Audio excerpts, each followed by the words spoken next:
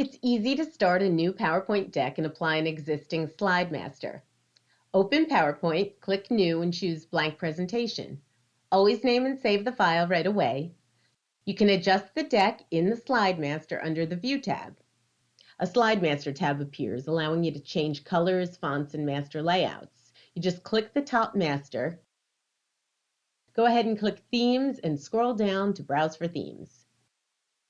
From there, you can navigate the deck that has the template you're looking to apply.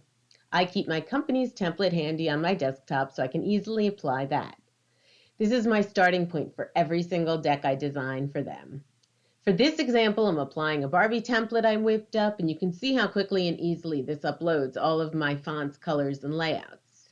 Now you're ready to close out of your master view. You can get started choosing your layouts, and that's it. You're done. If you have any presentation questions you need answered, add in the comments, and I'll get you your answer right away. So thanks for nerding out with me in PowerPoint, and please subscribe to my channel.